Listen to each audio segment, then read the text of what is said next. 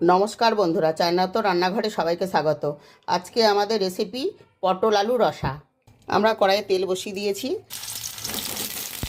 পটলগুলোকে এখন আমি লাল লাল করে একটু ভেজে নেব।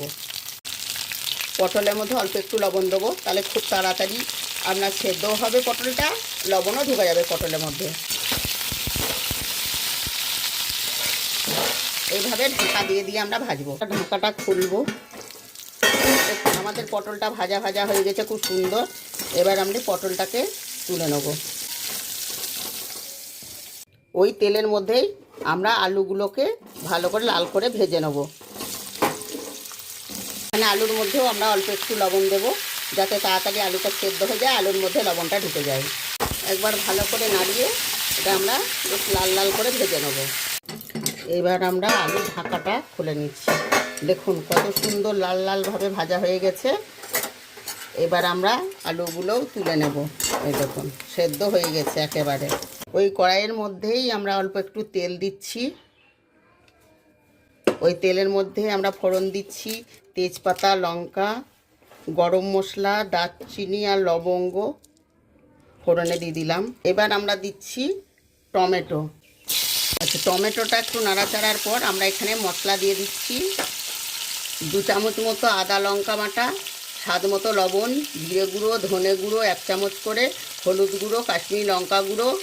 এবার আমরা দিয়ে দিচ্ছি লবণটা অবশ্যই নিজের এর মতো, যেহেতু আমাদের আলুতে একটু আর পটলে একটু লবণ দেওয়া আছে, আমরা এখন 1 চামচের মতো দিলাম, পরে টেস্ট করে আবার দেওয়া যাবে। মশলাটাকে আমরা খুব সুন্দরভাবে কষিয়ে নেব। এর মধ্যে দিচ্ছি আমরা 1 চামচের মতো টক দই। টক দই দিলে একটু খেতেও ভালোবাসে সবাই বাড়ির। আর 1 চামচের মতো দিচ্ছি। টেস্টের জন্য একটু দিচ্ছি চিনি। আপনারা এটা অপশনাল, দিতেও পারেন না দিতেও পারেন। প্রায় আমাদের কষানো হয়ে গেছে, দেখুন তেল ছেড়ে দিয়েছে। আর একটু কষানো হলেই আমরা পটল আলুটা ঢেলে দেব। দেখুন আমাদের মশলাটা কত সুন্দর কষানো হয়ে গেছে, তেল ছেড়ে দিয়েছে। এবার আমরা আলুগুলো আস্তে আস্তে ঢেলে দেব।